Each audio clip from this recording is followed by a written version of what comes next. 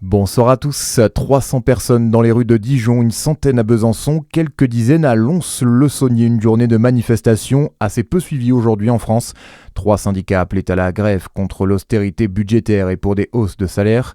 Le moment est décisif selon Sophie Binet, la secrétaire générale de la CGT. Elle est au micro de BFM TV. Il faut garantir les moyens pour que nos hôpitaux puissent fonctionner. En l'état, ce budget, c'est au moins 5 milliards d'euros de baisse du budget des hôpitaux. Ça serait une catastrophe. Il faut supprimer l'année blanche et réindexer toutes les prestations sociales et les pensions. Il faut supprimer le doublement des franchises médicales. Il faut rétablir la prime de Noël pour les chômeurs. Il faut supprimer la limitation à 15 jours de la durée des arrêts maladie. Voilà le type de mesures que nous appelons les députés à mettre en place dans le budget de la sécurité sociale pour empêcher ce carnage d'une violence inédite. Sophie Binet depuis la manifestation à Paris avec quelques milliers de personnes. Dans l'éducation nationale, 5% des enseignants étaient en grève aujourd'hui.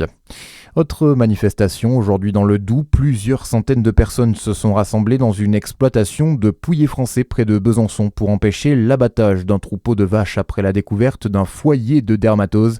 Un face-à-face tendu alors que la préfecture avait interdit tout rassemblement. Bilan 4 personnes interpellées. Les 83 bovins ont été euthanasiés.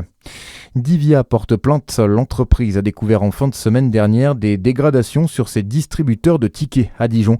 Le paiement sans contact était hors service sur plusieurs bornes situées sur les quais des tramways. Le réseau de transport public dijonnais soupçonne une arnaque pour dérober les codes de carte bancaire des voyageurs. Toutes les bornes ont été remises en service et aucun client n'a pour le moment fait remonter de plainte. Divia appelle toutefois ses usagers à la vigilance. Dans le reste de l'actualité, si l'Europe veut la guerre avec la Russie, nous sommes prêts, avertit Vladimir Poutine. Le président russe s'est exprimé ce soir devant la presse, accusant les Européens de vouloir empêcher les efforts américains visant à mettre fin à la guerre en Ukraine.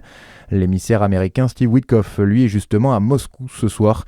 Il s'entretient avec Vladimir Poutine pour poursuivre les négociations de paix entre le Kremlin et Kiev. Les événements climatiques nous coûtent de plus en plus cher. Selon l'UFC Que Choisir, les tempêtes, les inondations et la sécheresse ont coûté 5 milliards d'euros aux assureurs en France en 2024. L'association de consommateurs note une hausse généralisée du coût de ces assurances et appelle à une réforme urgente du modèle assurantiel. À la page des sports du basket, ce soir, la JDA Dijon se déplace dans le Var pour affronter Hyères-Toulon pour les 8e de finale de la Coupe de France. Demain, place à l'Élan Chalon qui se déplacera sur le parquet de Tours. Et puis au mondial féminin de handball, la France joue ce soir son 3e match déjà qualifié pour le tour principal. Les Bleus affrontent la Pologne, un duel pour la tête de leur groupe. Le coup d'envoi, c'est à 21h. Très bonne soirée sur Fréquence Plus.